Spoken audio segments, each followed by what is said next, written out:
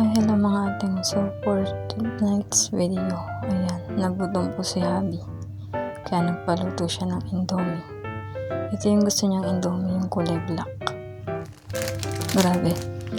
12 AM na ng madaling araw, nagutom pa. Iba talaga tong magutom. Ang agap naman kasi namin ding kumain kanina. Mga 7 ata pagdating niya. Actually, mga 6:30 siya umuwi ng bahay.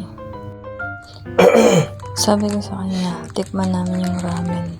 Yung bago namin bili sa Saba, supermarket. Kaso may sabaw. Pero ayaw niya daw. Gusto niya daw tong dry. So ito yung niluto ko. At syempre, nang maluto na, minekos-mekos ko na. Dalawa pala to yung niluto ko. Ayoko nga sana kumain din kasi pinasalubungan niya ako ng donut. Kaso, napakain na rin ako. Pagkakain nga pala namin ni Habi kanina nang uwi niya, umalis din siya kasi nagpagupit siya ng buhok. Pag uwi niya dito, yun, dala niya ng donut.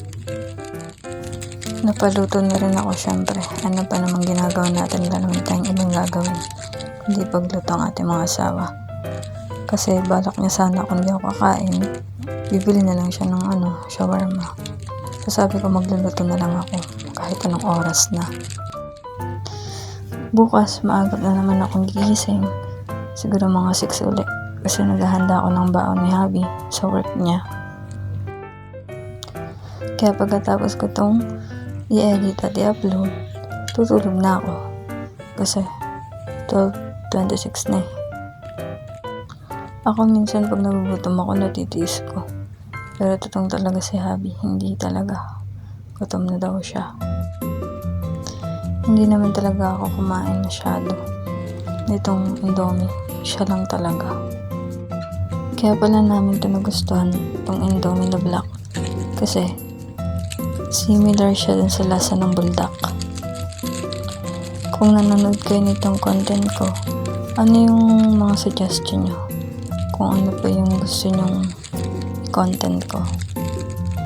Pero alam niyo, nagsusubok lang talaga ako, nagtatry lang ako gumawa ng mga videos kasi hindi naman talaga ako marunong gumawa ng content.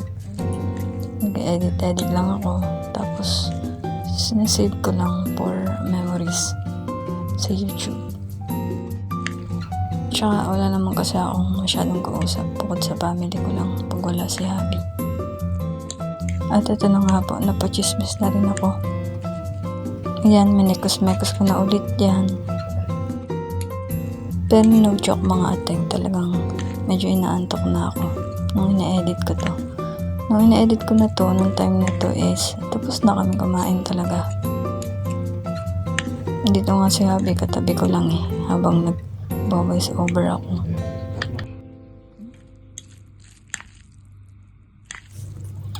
At ito na nga, tapos na ang chismis ko. So umaga pa akong gising, yun lang, share ko lang sa inyo. Good night, babush ka.